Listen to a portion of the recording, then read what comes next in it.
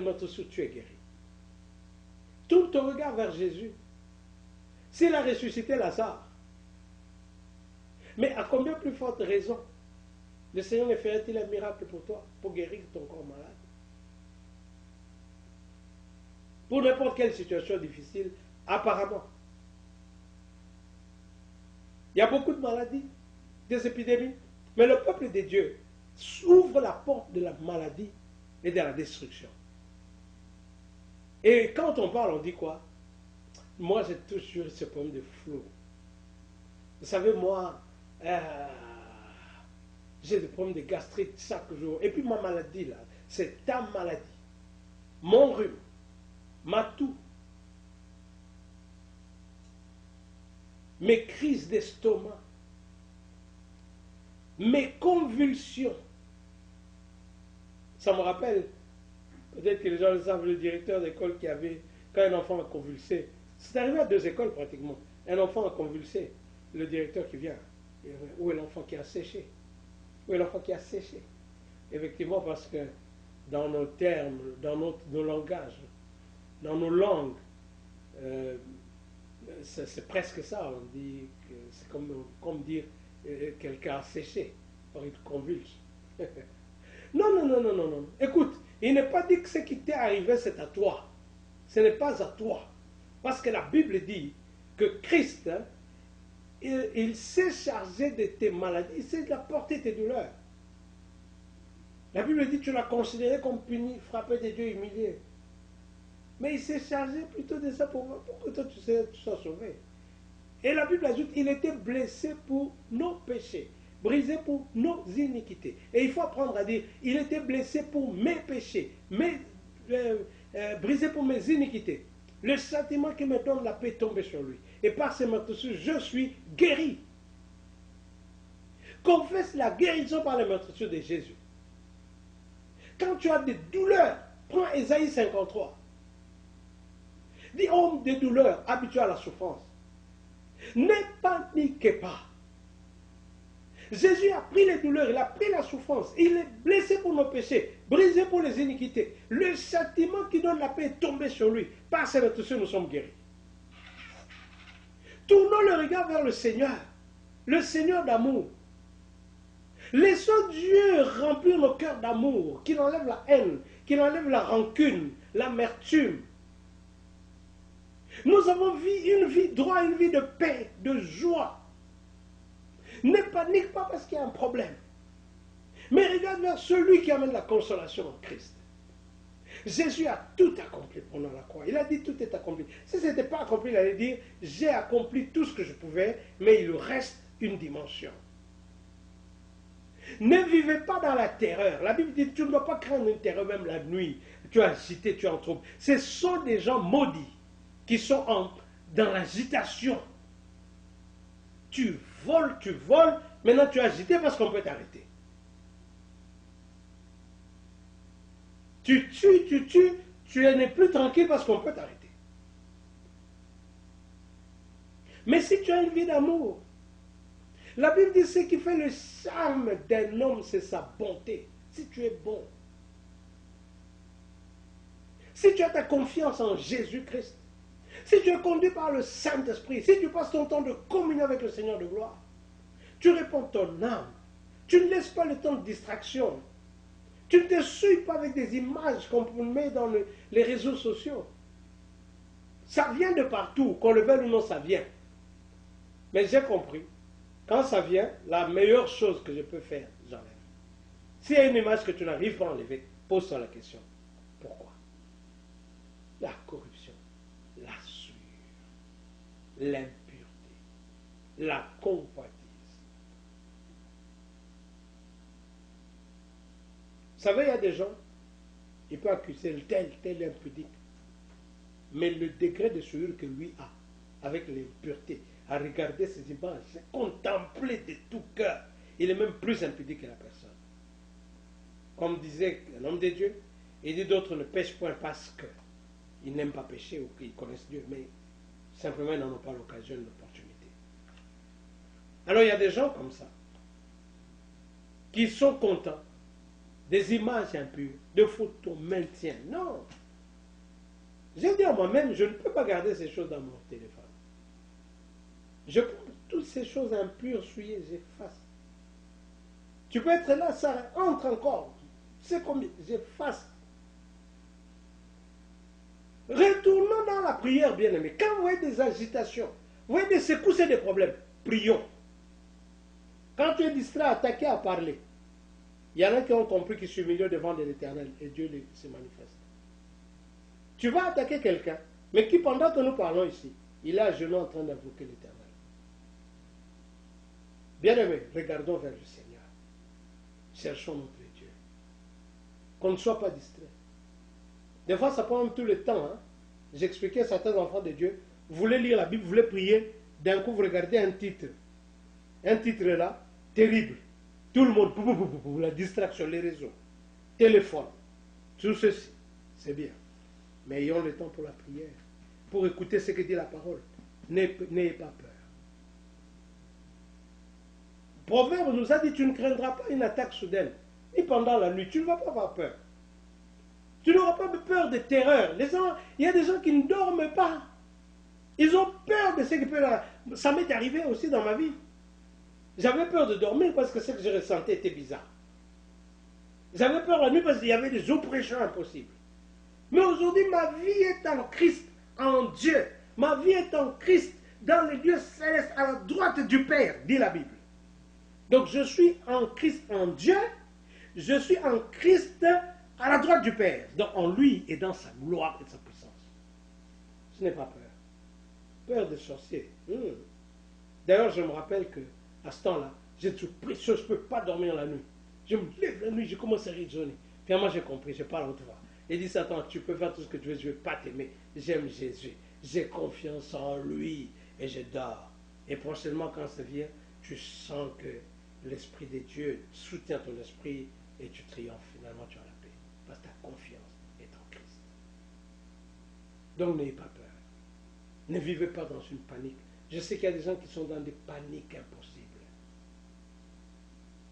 Ce n'est pas ces gens-là vivent selon les informations, mais ils ne vivent pas selon la révélation. Recevons les informations de la télévision, des réseaux sociaux, de partout, même des hommes. Les informations peuvent venir. Mais la révélation, qui est plus puissante, qui vient du Seigneur, te permettra aussi de fois comprendre ces informations et à transcender la peur et les craintes. Nous vivons dans notre... Nous n'avons pas peur de l'avenir. Il y a des gens, mon Dieu, je ne sais pas ce que demain sera. Mais nous savons que la parole nous dit, et la révélation nous dit, qu'à chaque jour suffit sa peine. Et la Bible nous dit, ne t'inquiète pas du lendemain. Le lendemain prendra soin de lui-même. Tu veux que je donne les témoignages pour que tu comprennes comment le lendemain prend soin de lui-même.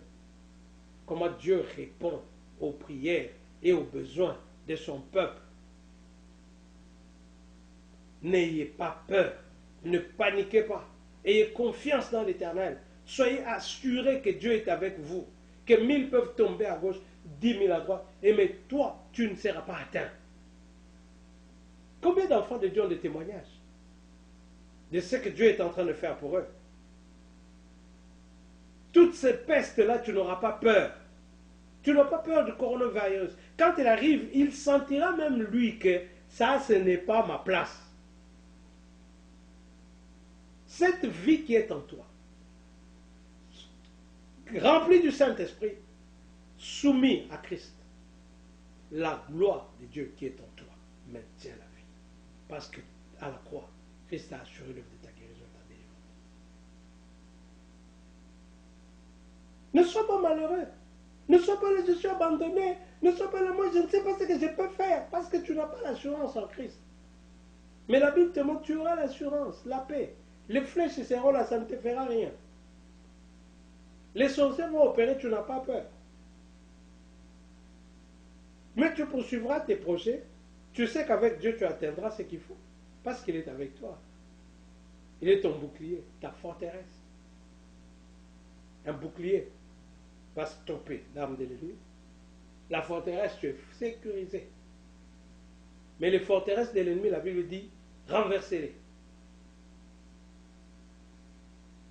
C'est pourquoi, bien-aimé, moi, votre frère, moi, Bishop Pierrot Nengele,